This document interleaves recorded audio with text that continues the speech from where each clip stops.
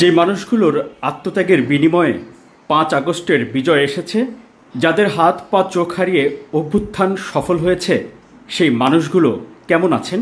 তাদের ঈদই বা কেমন কাটছে? আমাদেরকে কোনো খোঁজ খবরই নেই না। আমরা কেমন আছি, কী করি, কী খাই না খাই, আমাদের কোনো খোঁজ করে না। আমরা ওদের কাছে পর হয়ে গেছি কেমন বর্তমানে। শোনো, তোমরা ওদের কাছে পর হইলে হও গিয়া সঙ্গে অলওয়েজ মনে রাখো, আমরা জাতীয়তাবাদী দল তোমাদের সাথে আসি, তোমাদের পাশে আসি, যে কোনো মূল্যে যে কোনো সময়। যারা ইউকেতে আসছিল তাদেরকে দিয়ে মনে করো অপারেশন করাইছে, যারা ছিটাগুলি খাইছে ভাই এবং কি দায়ের কূপ খাইছে ভাই, ওনাদেরকে মনে করো ট্রিটমেন্ট করাইছে। যারা 19 জুলাই গুলি খাইছে ভাই, যারা ঠিক আছে ইন্ডিয়ার র পুলিশের লোকে ফাইট করছে ভাই, ঠিক আছে হ্যাঁ করে মনে করেন কোনো ট্রিটমেন্ট করে না হেরা। পরিবারের সদস্য, চিকিৎসক ও হাসপাতালের লোকজন ছাড়া এই জুলাই যোদ্ধাদের যেন কেউ নেই।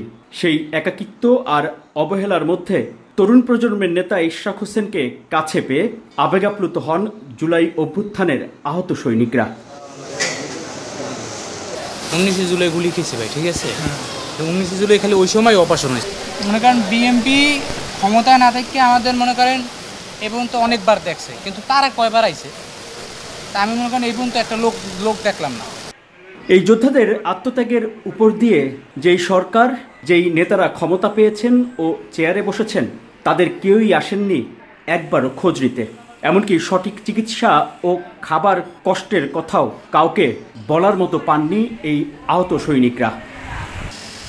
গতবারকার রোজারিতে আমাদের যা খাবার দিচ্ছে, ওরা আমরা অনেক আন্দোলন করছি, আমরা বলছি এটা খাবারটা চেঞ্জ করে দেন। আজকে আবার মানে আসা একই রকমের ইয়া করলো, মানে সমান। তোমাদেরকে যদি চায়ে খাইতে হয় ঈদের দিন, এর থেকে তো লজ্জাজনক, মানে জুলাই গণঅভ্যুত্থানের স্পিরিটের লজ্জাজনক অপমান এর থেকে বেশি কিছু হইতে পারে না। একটা কোঅর্ডিনেশন সেল থাকা দরকার অন্তত, যে আমার ভাই 6 ইঞ্চি হাত নাই, আমার ডাক্তার বলে ঠিক আছে প্রতিদিন 4টা করে ডলি খাইতে, এলে তেলে ঠিক আছে 8 মাসে 1 বছরে আসতে পারে, ওরা আসে না। যাদের কারণে ফ্যাসিবাদী সরকারের পতন হয়েছে, তাদের এই অবস্থা দেখে আক্ষেপ করেন ইশরাক হোসেনও। যেই আহতদের রক্তের উপর দাঁড়িয়ে সরকার গঠন করা হয়েছে, এই যোদ্ধাদের আত্মত্যাগের কথা ফেরি করে কতজন ক্ষমতার স্বাদ ভোগ করছেন, কিন্তু তারা ঈদের দিনেও কেউ আসেননি, এমনকি সরকারের কেউ খোঁজও নেয়নি, যা জাতির জন্য দুর্ভাগ্যজনক বলে মনে করেন ইশরাক হোসেন। আজকে যেটা তাদের মুখ থেকে শুনলাম যে কোনো অগ্রগতি তো হয়ই নাই, বরঞ্চ আজকে ঈদের দিন তাদেরকে পচা ডাল দিয়ে খাবারের ব্যবস্থা করা হয়েছে। কথাটা যখন আমরা শুনতে পাই, তখন দ্রুততম সময় আমরা কিছু খাবারের ব্যবস্থা করি, করে আপনাদেরকে অনুরোধ জানাই যে আপনারাও আসেন, তাদের মুখে শুনে যান কথাগুলা। চিকিৎসার জন্য, উন্নত চিকিৎসার জন্য, এদের স্বাভাবিক অবস্থায় ফিরিয়ে নেওয়ার জন্য যদি বিদেশে পাঠানো হয় বিদেশে পাঠান, অ্যাডভান্স কোনো ট্রিটমেন্টের প্রয়োজন হলে সেটির ব্যবস্থা করেন।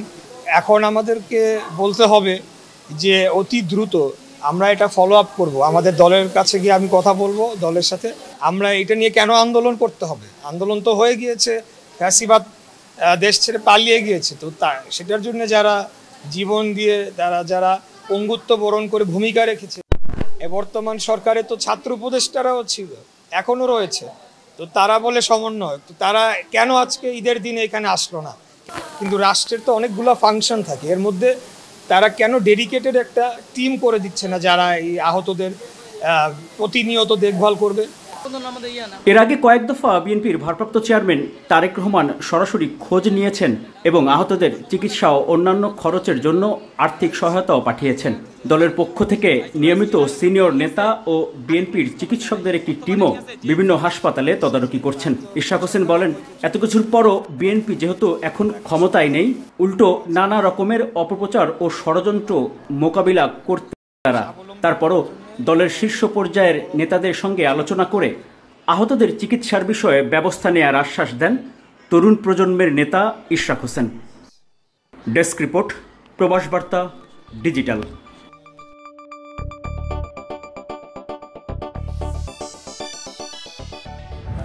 আপনারা দেখছেন প্রবাস বার্তা।